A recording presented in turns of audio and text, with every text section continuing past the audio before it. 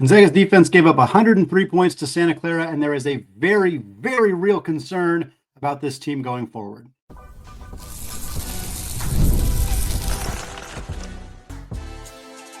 You are Locked On Zags, your daily podcast on the Gonzaga Bulldogs. Part of the Locked On Podcast Network, your team every day. What is going on, y'all? Happy Monday, and welcome in the Locked On Zags podcast, part of the Locked On Podcast Network, your team every day. I'm your host and longtime Gonzaga podcaster, Andy Patton, here to bring you news and updates on all things Zag athletics. The NFL playoffs are here, and it is not too late to get in on the action with FanDuel, because right now new customers can get $300 in bonus bets if your first bet of $5 or more wins. Just visit FanDuel.com today to get started. Well, folks, it was an ugly one.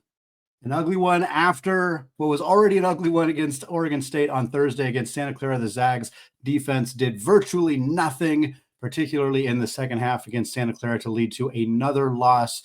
We're going to talk about this game. We're going to talk about the defense, which was a huge area of concern. We'll talk about the other problems we saw in this game. Khalif Battle not showing up, the transfer portal class as a whole being disappointing. We're going to talk about some positives. I know it's not everybody's favorite part of the show, but that's what we're going to do in the second segment. A light at the end of the tunnel. Some of the things we saw in this game that we like, some things that could be positives going forward, but rest assured, we're going to focus on the stuff that wasn't so good from Saturday's game first. And then we're going to close out the show with an even more positive note, because we're going to talk about the women's team who was on a 6-game winning streak. Yvonne Ejim resetting the Gonzaga women's basketball record books. We'll close the show with that. We're going to start with the Saturday night fiasco that was Gonzaga's loss to Santa Clara, 103-99, the final score. First loss to Santa Clara in Spokane since 2007. 2-game losing streak in conference play. That is not something that happens very often for Mark Few and the Zags. There was a low point last year in January before the team righted the ship. This year, we kind of were on a similar trajectory. Decent start to the year, bad performances in December, bad performances to start January, and then it kind of looked like we were starting to turn things around, get on that hot streak just like Gonzaga did last year, and then bam, we get thumped by Oregon State in overtime on Thursday night, turn around with a pretty listless, sloppy, embarrassing performance on Saturday against the Santa Clara team that is good but hasn't played all that great this season, particularly earlier in the year. They're playing better as of late, but that's still not an acceptable excuse to lose, especially not at home in this game. And we're going to talk about the defense, because Gonzaga's never given up 100 points at the kennel.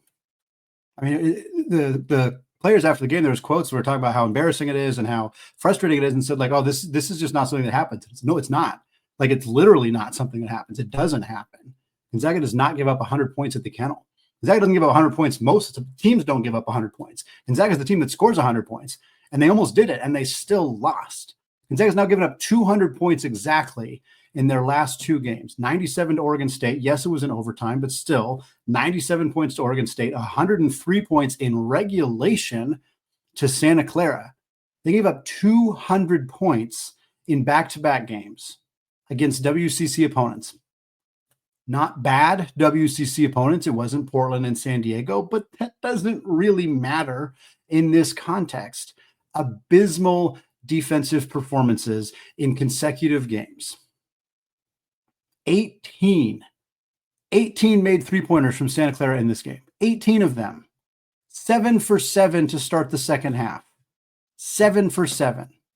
He kept waiting for them to finally go on a little bit of a cold streak, start missing some of those threes. I think they went one of their next 3 and then hit a few after that, and it never felt like the Zags could recover. Now, a little credit where credit's due. They did recover a little bit, get that thing back within a couple of possessions before some emotions got too high. Grammy got the flagrant foul, and Gonzaga ultimately was never able to close the gap enough to get this thing into overtime or to pull out what would have been an extraordinary victory, despite a frustrating performance. But instead, they don't get the opportunity to do that. Fall again here to Santa Clara.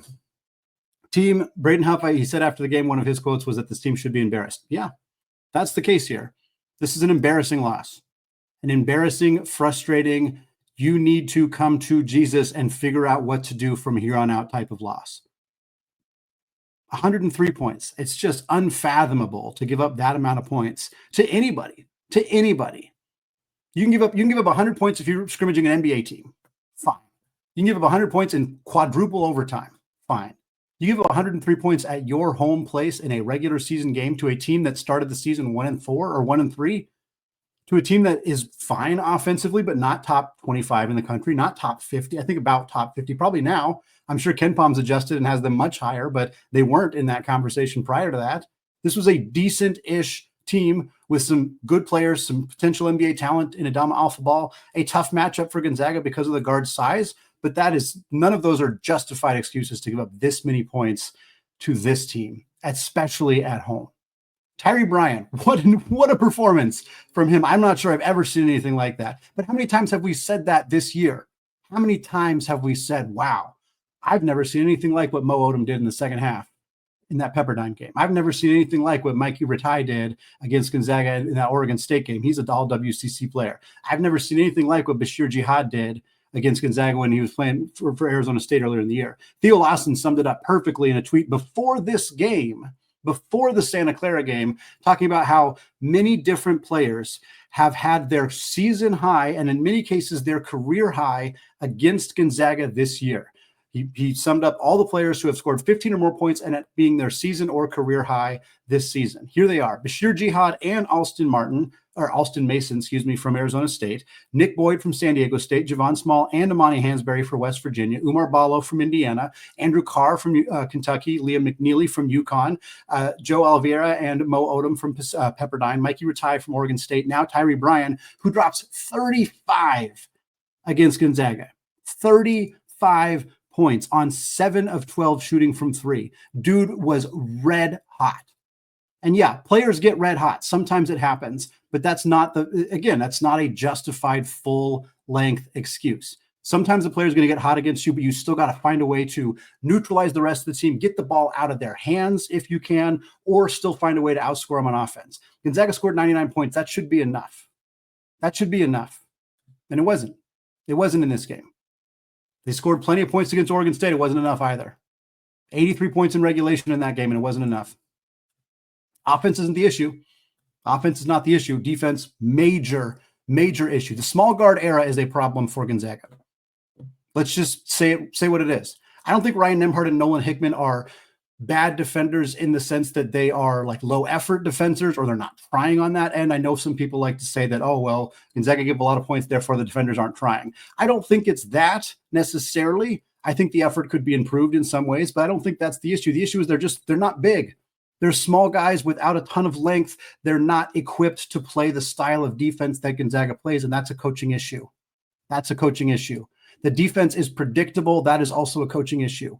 You know what Gonzaga is going to do. You know that they're going to hedge on the screens. You know that they're going to do X, Y, and Z. You know that they're going to primarily play a man. They tried a zone. It didn't work. This was a bad game to try a zone defense.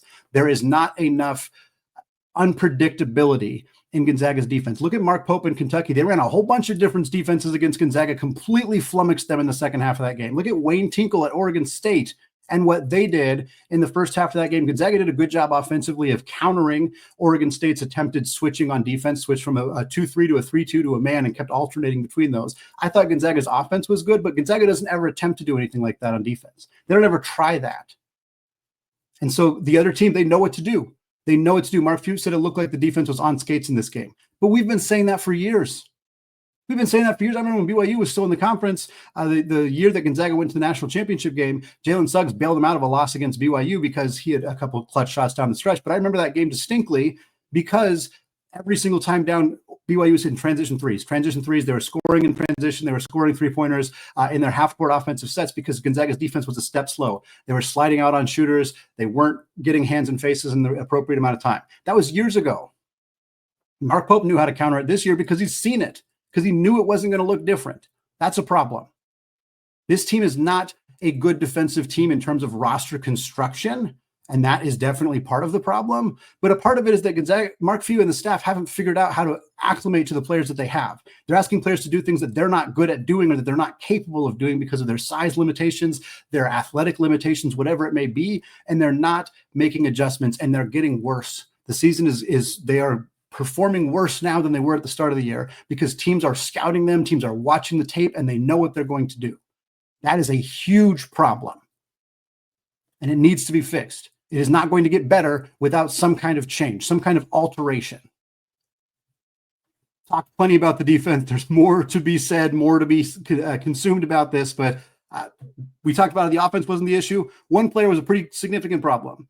Khalif Battle, just a non-factor in this game, a complete non-factor. He didn't score. He didn't score in this game. The dude who came to Gonzaga with so much hype after averaging 30 points a game over his last 7 games at Arkansas, a high-level scorer for many, many years of his college basketball career at Temple and at Arkansas, comes to Gonzaga, has all this hype, has not been that player. He's had moments. He's had half games. He's occasionally had full games, although barely. But he's also had games like this. 0 of 4 shooting. Huge problem. Not just because he didn't make a single shot or score a single point, but because he did not get to the free throw line. And he only took 1 2-point attempts. 0 of 3 on 3, 0 of 4 in the game. In 20 minutes. If it was 11 minutes or 7 minutes or whatever, that'd be a little different. 20 minutes, still not a lot. He got benched because he wasn't playing well. 1 2-point attempt for a guy whose best skill is driving to the rim and getting to the free throw line. He's not doing it. He's not doing it. This is a Khalif Battle issue and a Coach Few issue. Why are we not correcting this? Is this what Mark Few wants him to do? Is to just be a 3-point shooter? Because why did you get him? Why was he the player you recruited? He's a career 35% 3-point shooter. He's never been more than an average 3-point shooter. He's a streaky shooter. That's not what he should be doing on this roster. And if you cannot get him to do what you want him to do, that's a coaching issue. If this is what you want him to do, that's also a coaching issue. Either way, that is the issue with this player right now. He's not doing what he should be doing. He's not doing what he's best at doing. He's not contributing to this team in the way that he is capable of contributing. I've said this quote multiple times, and I keep coming back to it because it keeps taking on a new meaning. Before the season, Mark Few said, "We've never had a player like Khalif Battle before." I get why, because they don't know how to utilize him. And again, I'm putting a lot of this on Coach Few because a lot of it belongs on Coach Few or the coaching staff, but some of this on Battle too. If he's not listening to the directions from the coaching staff, that's a huge problem. Mark Few will bench him for that. We'll see if that happens. If he's not benching him because of that, that's an issue too. Obviously, it's partly an issue of not having enough depth, not having enough talent to play instead of him. Dusty Stromer, very good defensive player, started out the season shooting well, has been a non-factor offensively for the last week or so. That's a problem too. I don't really want to call him out as much because it's not the same issues that we're seeing with Khalif Battle, but it has been a problem that they're not getting any kind of offensive performance from the backcourt off the bench in particular. Braden Huff was better in this game, certainly better than he was in the last game. He still has major issues defensively, but at least he scored the rock in this game and did what he is kind of on this team to do. But the Khalif Battle issue is a major problem for Gonzaga. Michael Ejim too, but he's not the guy they wanted him to be. I mean, there's almost not any more to say about that. He's a good defensive player. He works hard on that end of the floor. He's unplayable because he's not contributing offensively, and it's a problem for Gonzaga. But the issue right now is Khalif Battle. Michael Ejim, he's just not that guy, and Gonzaga figured that out, and now they're relying more on Ben Gregg, and Ben Gregg's playing great, and that's just kind of the reality of the situation for the Zags right now. But not having Khalif Battle provide what we know he's capable of providing is killing this team right now. Well, the Zags got a week to sort this out. They're at Portland on Saturday. Full week off. That's the time. Now is the time to figure it out. Well, they're not going to be able to fix everything. But we're going to look at what they can do, what they're already doing, some things that we think might be promising signs for at least next year, if not for the rest of this season. We're going to talk about that coming up in just a second. But first, folks, PrizePicks is the place to get real money sports action. With over 10 million members and billions in award winnings, PrizePicks has changed the game in daily fantasy sports. Here's how it works. You simply pick more or less on at least 2 players. If your picks hit, you could win up to 1,000 times your cash. That's right, 1,000 times your money just by making a few simple picks.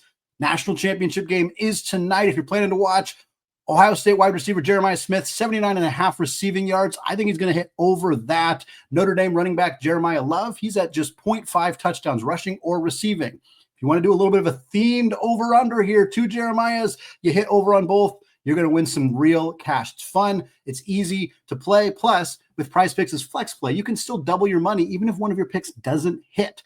With the app, you also get your winnings fast, sometimes in as little as 15 minutes. So download the app today and use code LOCKEDONCollege to get $50 instantly after you play your first $5 lineup. So don't wait. Take your game to the next level with PrizePicks. PrizePicks. Run your game.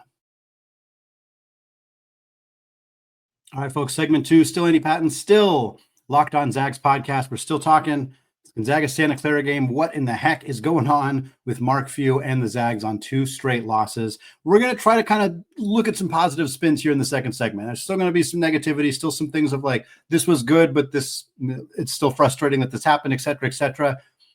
I know people don't always like the positive spin. I know that because I get feedback after every game that Gonzaga loses, people who tend to never message me after Gonzaga wins, but love to message me after they lose. I get it.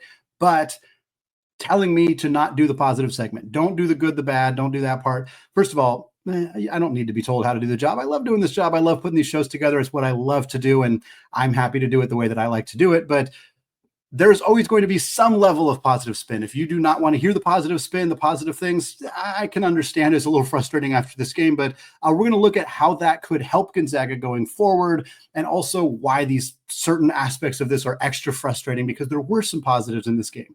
To give up 200 points in back-to-back games and have had a chance to win both games is both extraordinarily frustrating and kind of a positive sign.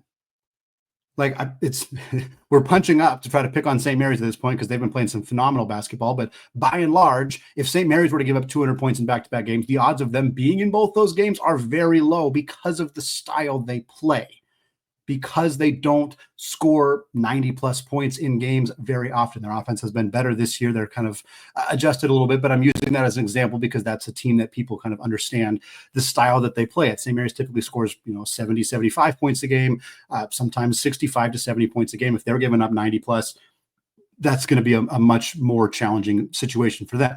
For Gonzaga, it's not a good thing overall. Obviously, giving up 200 points in 2 games is just bad. There's not a single positive way to spin that. But the fact that Gonzaga went into overtime in one of those games, the fact that they rallied themselves all the way back to be within striking distance of that game, it shouldn't have been that shouldn't have been the position they had to be in. Of course, we know that. But the fact that they could get themselves into that position is something to behold. It's a unique thing about Gonzaga that they can score points in a hurry. And in this game, they were pretty effective, 55% from the field. They were about 36% from 3, 10 of 28. To make 10 3-pointers in the game is pretty good. Got the crowd their tacos in that game. Again, a bit of a, not exactly the reward that the fan base wanted, but hey, at least they got those. And like I said, we'll say that the 36% from 3 is not a terrible mark, but we'll hedge that by pointing out that Nolan Hickman was 6 of 10, the rest of the team 4 of 18. So the 3-point shooting was really driven by senior guard Nolan Hickman. The rest of the team, Graham Ike's taken 4. He shouldn't be doing that. I think that's pretty obvious. He's been a decent 3-point shooter this year, not just the 3-point shot against Oregon State. He was better prior to that. I think small volume 3-point shooting for Graham Ike is fine. I think keeping the defense honest by taking a couple of threes when he's wide open is fine. Probably shouldn't be taking 4 in a game. Just not the thing that he should be doing. I'm quite sure Mark Few feels the same way, and they had a conversation about it. But Dusty Stromer also went 1 of 5.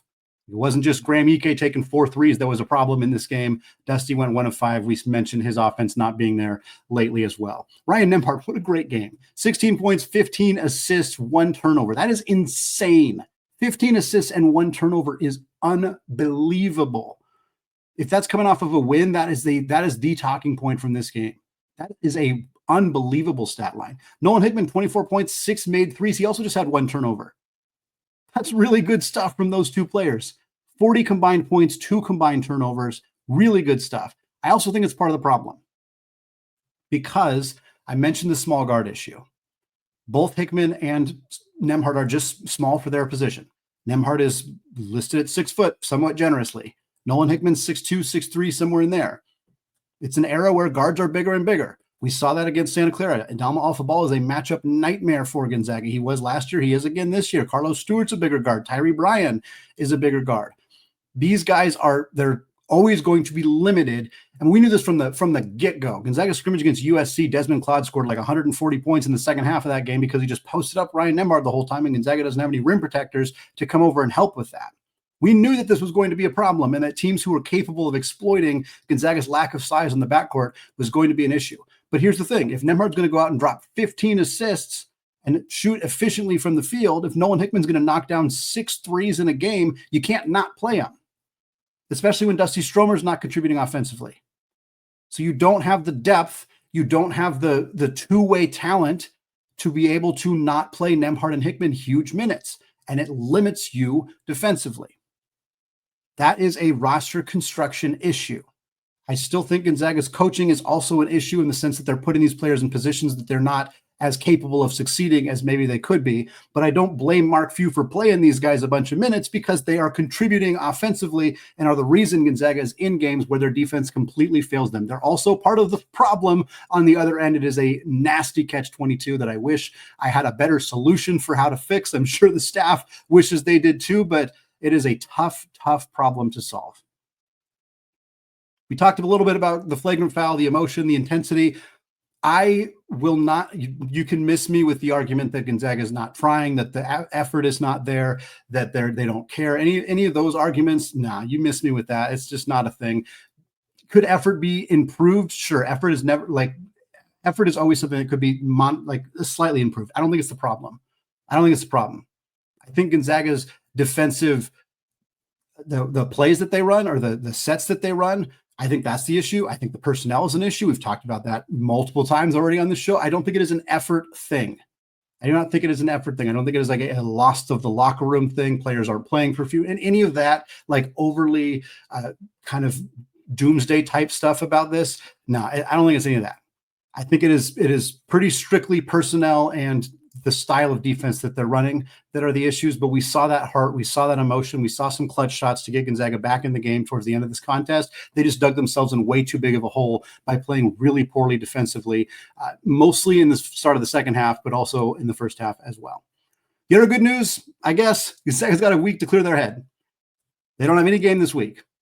Not until Saturday at Portland, pseudo home game for the Zags. It always has been. I think it still will continue to be. I will be at that game. Come say hi if you're there at that one. Portland, not a very good team. This should be a chance for Gonzaga to figure it out. It's worth acknowledging, and this is not an excuse for the Santa Clara loss, but it is worth acknowledging that the amount of time Gonzaga had to make any corrections from the Oregon State game was pretty much non-existent. They played late in the night on Thursday night. They flew back to Spokane, presumably on Friday. They probably had one practice, one opportunity to get a little bit of work in, had a shoot around on Saturday, and then played that game against Santa Clara on Saturday. So the opportunity to make adjustments, fixes, adjustments, things like that, which wasn't really there. But now they have that chance. They have a chance to make those adjustments, to make those changes. We'll see what they are able to do with this week of time. And then lastly, I think a key point in all of this is that the issue with the small guards, the issue with the lack of size in the backcourt does appear to be something that the coaching staff is aware of and is attempting to rectify for future seasons. Doesn't do us much good right now. Doesn't do us any good for the rest of the season unless by some miracle Steel Venters randomly is able to play, which is extremely unlikely, or for some inexplicable reason or an injury, they decide to bring Braden Smith off of his red shirt, which would not be a good idea at this point in the year.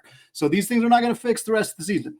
But looking ahead to next year, obviously, we know that Emmanuel Innocente will be back. We know that Dusty Stromer will be back. We know that Braden Smith will be in the mix, likely as the starting point guard, replacing Ryan Nembhard, who is out of eligibility. Emmanuel Innocente is 6'5". He's going to take on a bigger role next year. I don't think he's a starter. I don't think he's a 30-minute per game guy next year, but he's likely steps into a rotation role, which he's not in currently. He is a very good defensive player. He's still a little raw, but we can see the growth in the snippets of time we've seen from him this year. Dusty Stromer steps into likely a starting role next year, depending on how the offseason goes.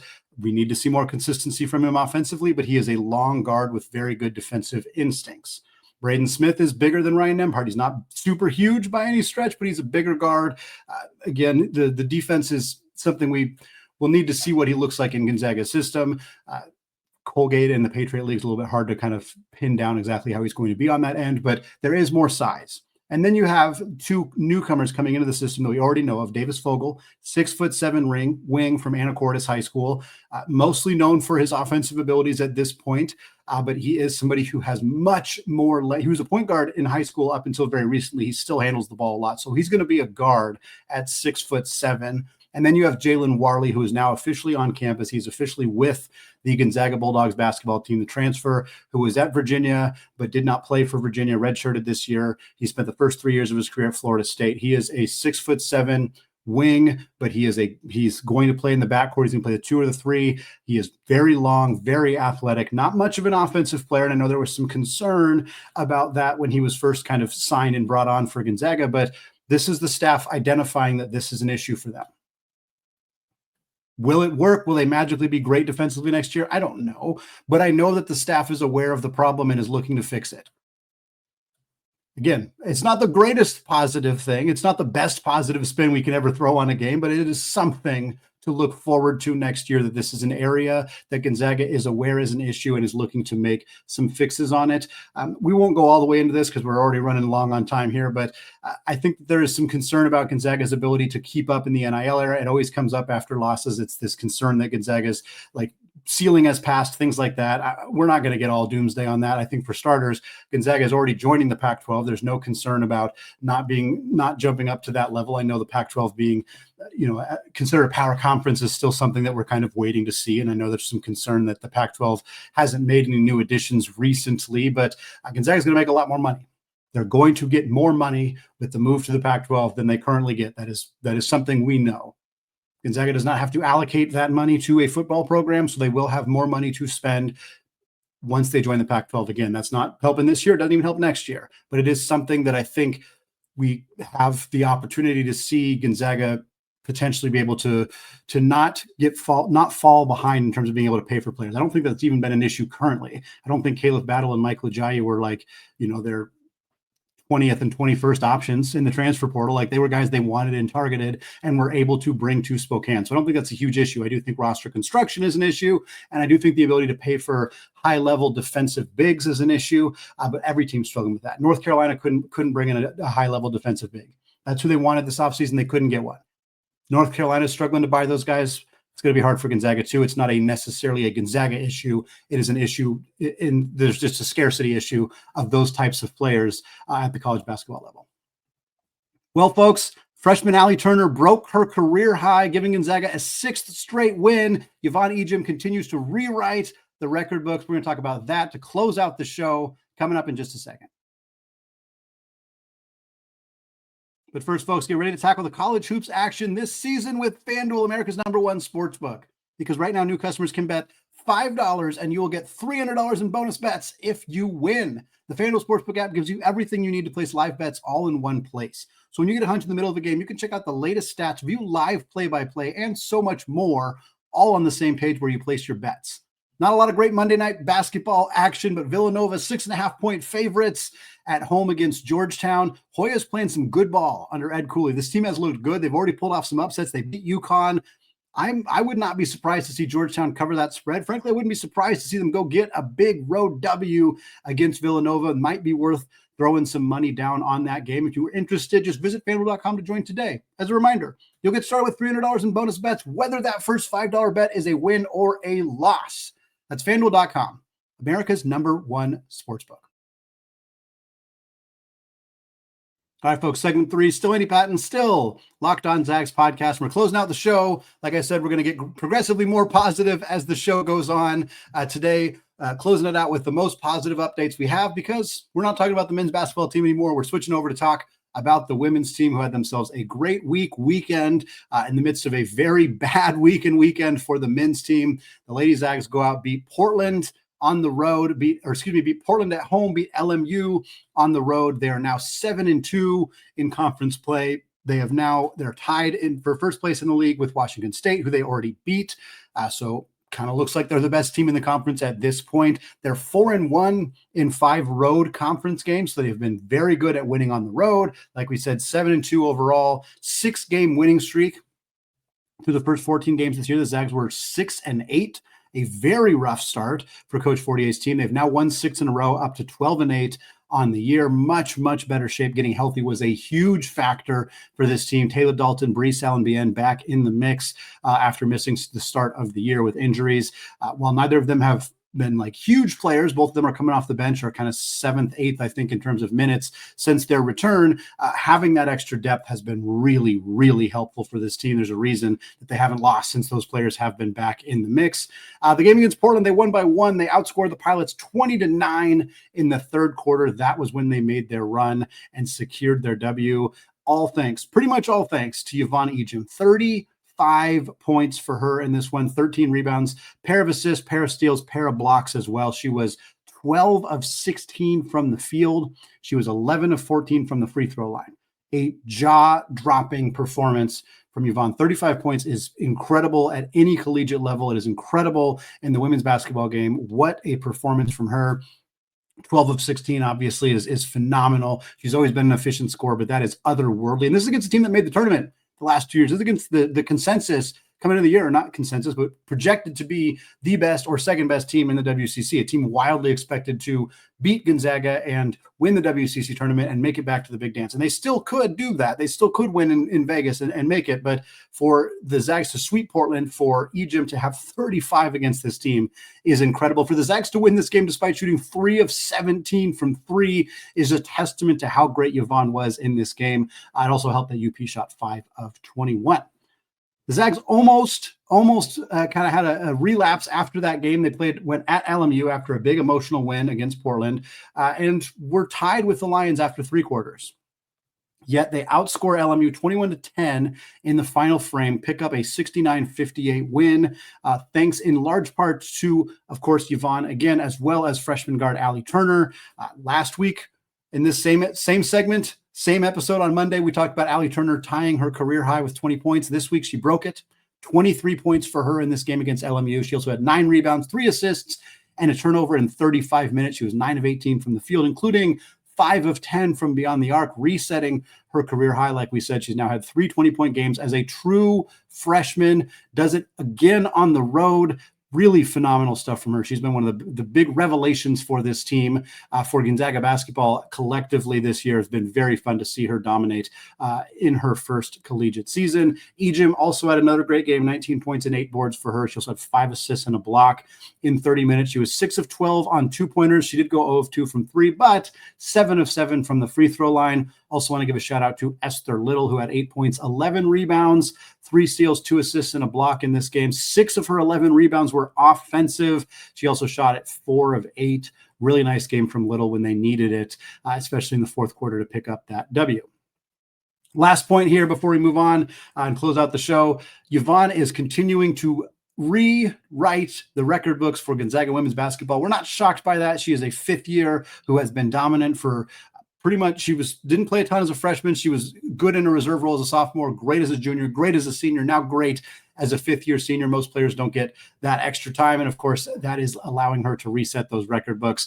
As of now, she is now past Kay Koppelman to lead Gonzaga with 984 career rebounds, one more than Koppelman, who was 983. The rest of the list, Shelby Cheslick at 932, Heather Bowman at 874, and Abby O'Connor at 837. Ejim is averaging 8.5 rebounds this year. She averaged 8.7 last year, 8.4 the year before that. Very consistent as a rebounder. She is also now first in Gonzaga basketball history, Gonzaga women's basketball history, in 829 made field goals. She just passed Tammy Tibbles, who had 828. Bowman is next at 822, and then Courtney Vandersloot after that at 736. And while she's first in made field goals, she's not quite first in total points, but she did just pass Courtney Vandersloot for second all-time in points scored for the Gonzaga team. Heather Bowman remains in first place, 2,165 career points. Ejim now at 2,074, 1 point ahead of Sloot, who's at 2,073. Tammy Tibbles comes in fourth place at 2,011. This means Yvonne is 92 points away from passing Heather Bowman for first all-time in Gonzaga women's basketball history in terms of total points. Reasonable she gets that in about 4 games, considering she's averaging about 20 points per game. Obviously, no guarantee that it'll happen in 4 games, but if it does, that would be at home. Always fun to set records like this at home. It would also be against Washington State, the team that right now is tied with Gonzaga for first place in the WCC. Again, may happen in 3 games if she goes on an absolute heater. May happen in 5 games if she doesn't score quite at her normal level in any of the next 4 games, really. But based on her averages, and she's been very consistent, it's pretty reasonable to expect that. I think it's February 8th. Yes, February 8th, Gonzaga hosting Washington State could be the game that Yvonne passes Heather Bowman for the most points in Gonzaga women's basketball history. She'd be the all-time leader in points and rebounds. Definitely a game worth checking out. Game worth watching just to see that. We'll obviously keep you up to date on that chase to pass Heather Bowman in the next couple of games for Gonzaga. Their next game, the 25th, just like the men's game, they're off this week and they play again on Saturday. Folks, that's going to wrap it up for us today here on the Locked On Zags podcast. We'll be back with an episode on Tuesday talking about the top 25, where Gonzaga very possibly is going to be outside of the top 25. We'll also take a look at the rest of the schedule, the net rankings, where this team is at, what they need to do to make sure that they are in the NCAA tournament, which is at this point has to be considered under at least some scrutiny on whether they're going to get there or not. We'll talk about that on Tuesday's show. Got a fun guest lined up for you all on Wednesday. Then we'll get you ready for that game against the Portland Pilots later in the week. Thanks again, folks, for listening. Rough week for the men's team, of course, but that doesn't mean we're not still rooting for this team. So, of course, as always, and now, in fact, more than ever before, we end the show by saying, go Zags.